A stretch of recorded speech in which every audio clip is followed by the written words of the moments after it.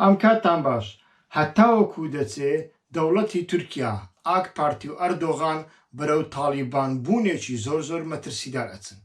دوێنێ سەرۆک کۆماری تورکیا لە مزگەوتدا لە وڵاتێکی سیکولاردا گوتارێکی پێشکەش کرد.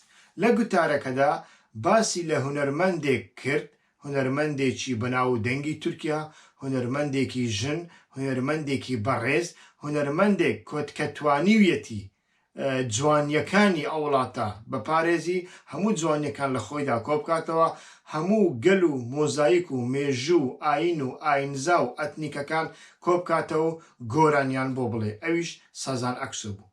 ئەزانن ڕەجەب تەیب ئەردۆغان چی وت؟ وتی زمانت دەبڕم. لەسەر چی؟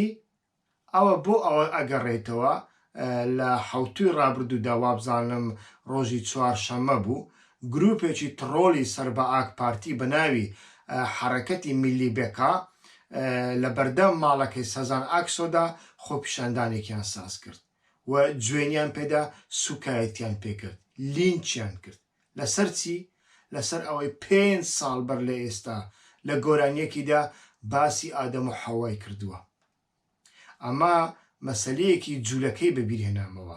ڕۆژێکیان جوولەکەیەک لە بازاردا ڕوە، مەسیحیەکی شڕ و شێت پەلاماریەدا و سەری ئەشکێنی. جوولەکەکەش خۆی کۆکاتەوە و سەری خۆی تیمار ئەکا و سەری خۆی ئەشوە، ئەچێتە لای مەسیحیەکە ئەڵێ بۆ پەلاماری منتدا؟ ئەڵێ ئێوە حەزرەتی عیساتان کوشتووە. ئەویش ئەڵێ ئەخر کاکە حەزرەتی عیسە 2000 ساڵ پێش ئێستا کوژراوە، خوا عەفویکە. و ئەو کاتە نە من و نە باوکم و نە باپیرم نەبووە. ئەڵێ من تازە زانیومە. ئەوەی ئاک پارتیش بە هەمان شێوەیە. و لە هەمووی خۆشتر هەر دوێنێ لە تویتێکدا بەرپرسیارێکی ئاک پارتی لە تویتێکیدا چیوت؟ وتی جوولەکەکان لە بەرخاتری پاروێکنان ئامادەن هەموو دنیا تێک بدەن. و ئەو ئەندامەی ئاک پارتی ئەندامی کۆمسیۆنی دەستوری بنچینەیی دەوڵەتی تورکیایە. یانی ئەگەر باسکردنی ئادەم و حەوا سوکایەتیبی بەلای مسلمانان و بەلای ئیخوانەکان، ئایا باسکردنی جوولەکە، باسکردنی حەزرەتی موسا کە بەپێی هەموو کتابەکان، کە بەپێی هەموو ئاینە ئاسمانیەکان یەکەمین پێغەمبەری ئاسمانیە چییە؟ باشە بۆ یەکێکیان ئەبێ زمانی ببردرێ، ئەوەی دیکەیان ئەبێ بکرێتە ئەندامی دەستوری بنچینەی دەوڵەت. بەڵام بەر لەوەی مەبەستەکانی ئەردۆغان شی بکەینەوە ڕوون بکەینەوە، با بەیەکەوە تەماشای ئەو کورتە فلیمەی سەزان ئاکسۆ بکەین، بزانین سەزان ئاکسۆ çeya çiye. Fermin. Şimdi çok güzel bir şarkı söyleyeceğim. Bir gelin şarkısı söyleyeceğim size. Dünyevi sıkıntılardan dolayı kızlarını yaşlı bir adama veren bir anne babanın şarkısı bu gelin şarkısı.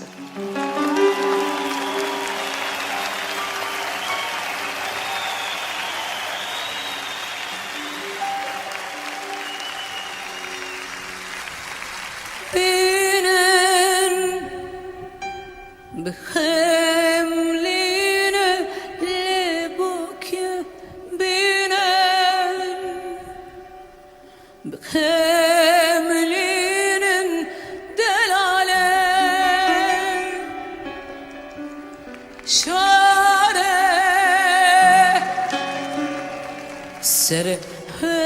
سرهلينا لبوك شارع Serhelinin delale deva terbibinin le le le le le le le le le.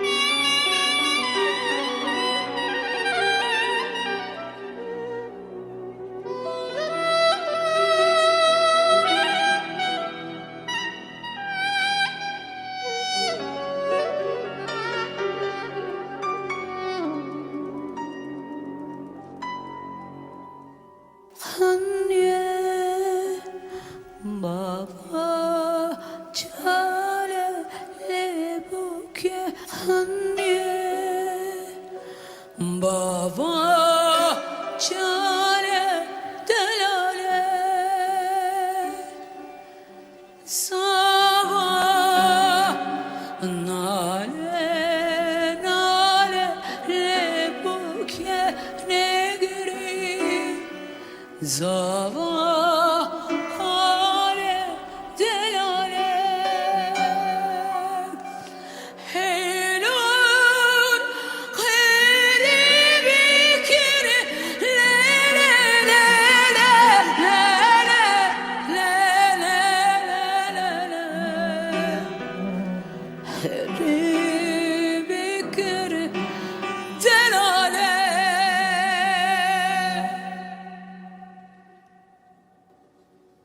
Süleyman, Süleyman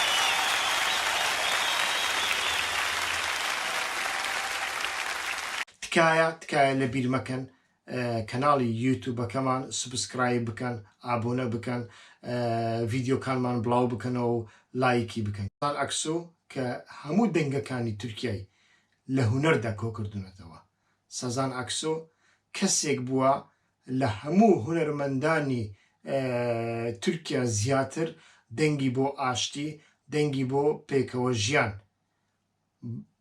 دەربڕیوە و لە هیچ قۆناغێکدا سڵی لەوە نەکردوتەوە کە لەگەڵ هەموو نەتەوەکان لەگەڵ هەموو ئاین و ئاینزاکان لەگەڵ هەموو ئەوانەی کە بەلاوەنراون کۆب بێتەوە و سوحبەت و محەبەت بکە و گۆرانیان بۆ بڵێ ئایا ئامانجی ئاک پارتی و ڕەجەب تەیب ئەردۆغان لێرەدا چییە بەڕاستی یعنی ئێمە ئەزانین دەوڵەتی تورکیا دەوڵەتێکی نەتەوەیی هەژمونگەرای تونڕۆیە و نەتەوەیەکە لەسەر خوێن و ئێسقانی گەلانی دیکەی ناوچەکە دروست کراوە بەڵام هەتاوەکو ئێستا سەرۆک کۆماری کشمان نەبینی بەڕاستی بەو شێوەیە بەو بێشەرمیە لە دەوڵەتێکی سیکولاردا بچێتە مزگەوت لە مزگەوتدا بە هونەرمەندێک بڵێ زمانت دەبڕم بە ژنێک بڵێ زمانت دەبڕم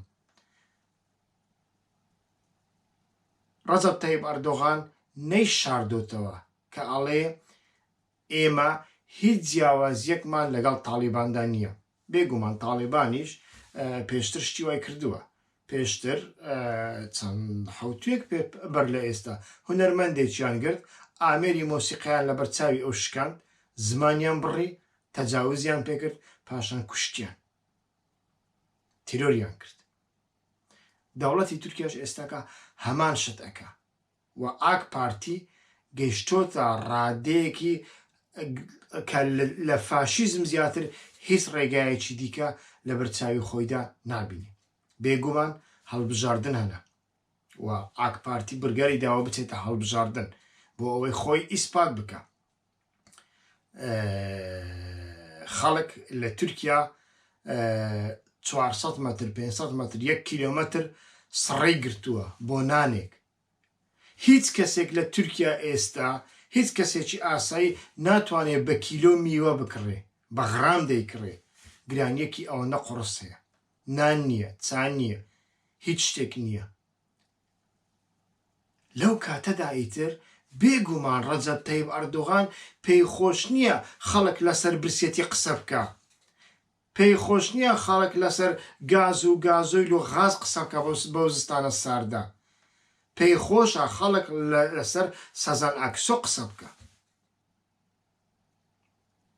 هەر بەرپرسیارێکی دیکەی ئاکپارتی دوێنێ لە تویتێکدا و تویەتی ئەزانن چێ ئەچێتە بەهەشت؟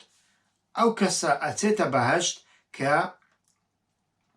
200 مەتر سڕێی گرتووە بۆ نانێک بۆ ئاوێک و لە هەمان کاتدا لە ماڵەکەیدا گاز و گازۆیل و غاز نییە لەسەرمان ڕەخ دەبێتەوە.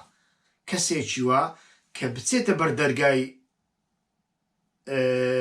بەهەشت لێپێچینەوەی لەگەڵ ناکرێ، دەرگا کراوێ و بەبێ لێپێچینەوە ئەچتە ژوورەوە. ئیتر دەوڵەتی سیکولار، دەوڵەتی نەتەوەیی، دەوڵەتی زانستی دەوڵەت بزانە بەرەو کوێ چووە. لێرەدا دەمانەوێ بگەڕێنەوە ئەو ڕەخنانەی کە پێشتر لەو کەسانەمان کردووە کە بەردەوام بە تەنیا باسی ئیسلام و ئیخوان و ئەم جۆرە شتانە دەکەن.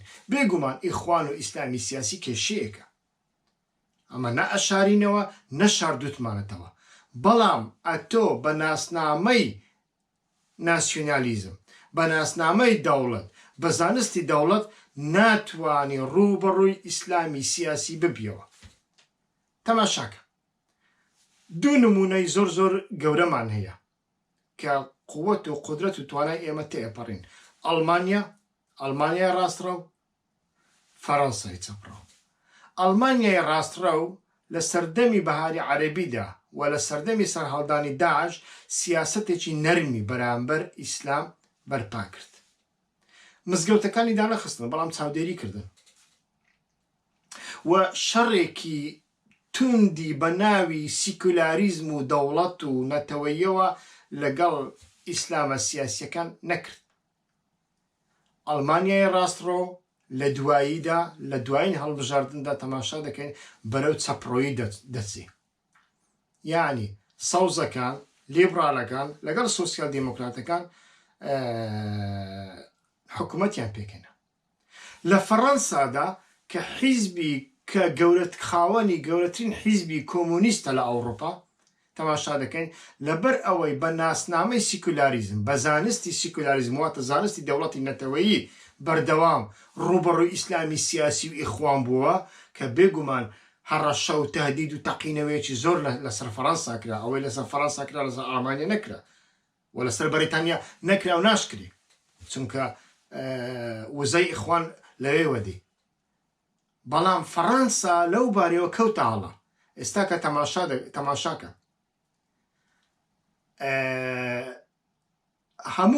هەموو ئەوانەی خۆیان کاندید کردووە بۆ سەرۆک کۆماری کە لەو دووسێ مانگەدا ئیتر لەو بەهارەدا هەڵبژاردننی سەرۆک کۆماری دەکرێت، هەر هەمیان ڕاستڕەون، ڕاستیستن، هەر هەمیان دژ بە ئیسلامن، دژ بە پەنابەرانن و قەومیەکی زۆر زۆر توندن.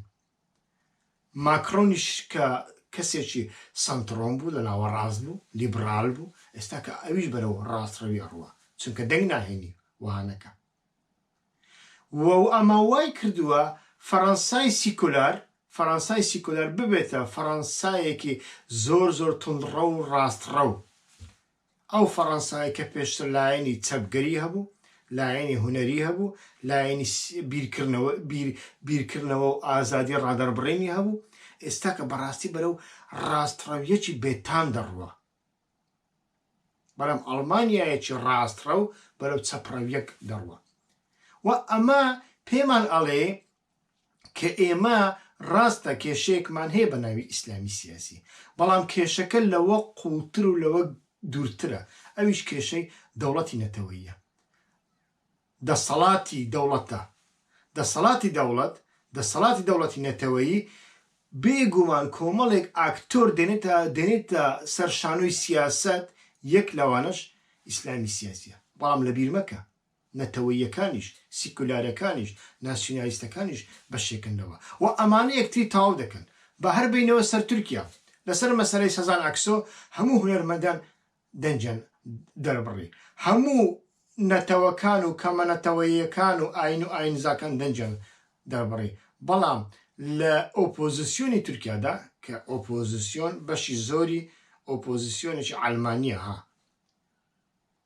پارتیەکەی ئاکشنەر کە لەگەڵ جەهاپە لەناو ئیتیفاقدایە بە ناوی ئیتیفاقی میلی میلەت ببورن هەم ژنە سەرۆکەکەی هەمیش پارتیەکی سیکولار و ڕاستڕەوە جەهاپە بەخۆی سیکولار و ڕاست چەپڕەوی نەتەوەییە تەماشا دەکەین دەنگێکی زۆر زۆر شاز دەنگێکی زۆر زۆر کەم هەردەنگ نییە جگە لە دووسێ کەسی وەکو ئەکرەم ئیمامۆغڵو سەرۆکی شارەوانی ئەستەمبولی لێ دەرخەی بەڕاستی دەنجیان نییە بۆ دەنجیان نییە هەمویان ئەڵێن لە بەرژەوەندی دەوڵەتدا تۆ دەبێ هەموو شتێک بکەیت لە بەرژەوەندی دەوڵەتدا دەبێ کورد بکوژی لە بەرژەوەندی دەوڵەتدا ئەتۆ دەبێ سیکولاریزم و بیر و باوەڕی جیاواز و هونەرمەندیش بکوژی ئەگەر هونەرمەندەکە بووە هەڕەشە لەسەر دەوڵەت لەلای ئەوان بەلای ئەوانیشەوە سەزان ئەکسۆ هەڕەشەیە لەبەرەوەی سەزان ئەکسۆ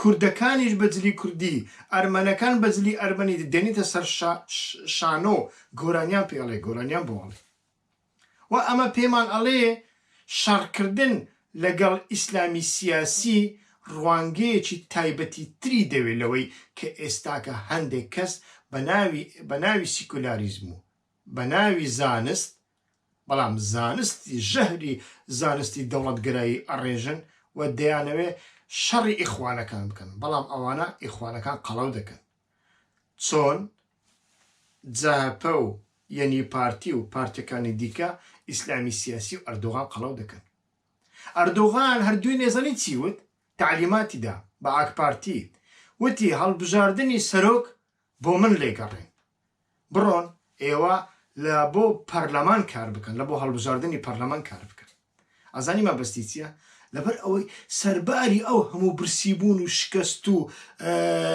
ڕەزالەتە هەتاوەکو ئێستا ئەردۆغان لە تورکیا لە سەدا بەتەنیا ئەردۆغان لە سەدا 39 دەنگ دێنی و ئەمە نیشانەی ئەوەیە کە ژەهری ئیسلامی سیاسی و ژەهری ئیسلامی سیاسی دەسەڵات ڕۆ لەگەڵ ژەهری ناسیۆنالیزم تێکەڵ بووە هەردووشیان ئەردۆغانیان پێویستە ئەمە بەتەنیا ئاک پارتیەکان نین زۆربەی تەحلیلەکان ئەڵێ ئەردۆغان ئاک پارتی لەگەڵدا نییە موسڵمانە محافەزەکارەکان بەشێکی زۆریان لە ئاک پارتی دوورکەوتونەتەوە خەڵکی دیکەی لەگەڵدایە بۆ نمونە مەهەپەیەکان سیکولار نین نەتەوەیی نین بۆ لەگەڵ ئەردۆغاندان یەک دەگرنەوە لەبەر ئەوەی بەرژەوەندی دەوڵەت پێویستە دەوڵەت چەتەیە دەبێت ئەو چەتەیە بمینێ بۆیە بەڕاستی زۆر زۆر گرنگە ئەو ڕووناکبیرانەی کە دەیانەوێ شەڕی ئیسلامی سیاسی بکەن ناتوانن بەتەنیا شەڕی ئیسلامی سیاسی بکەن و ئیسلامی سیاسی ئەتۆ ناتوانێت بە تەواوەتی لە شانۆی سیاسەتی دوورکەوە دەبێت ئیسلامی سیاسی و نەتەوەیی سیاسی و سیکولاریزمی سیاسی لە دەسەڵات دوورکەوە لە دەسەڵات ڕۆیی دوورکەوە مەبەستم ئەوەیە ئینجا توانی شەڕی بکەی لەگەڵ ئەمانە هەمویان چونکە هەمویان یەکتری تاو دەکەن هەمویان کێشەیەک بەرهەم دێنن ئەگەر مرۆڤ لەو ڕوانگەیەدا سیاسەتی کرد پێم وایە ئەتوانێت سەرکەوتوو بێ ئەتوانێت خزمەت بە مرۆڤایەتی بکە هەتا بەرنامەی ئایندا کاتێکی خۆش ڕێز و سڵاو هیوا خۆشناو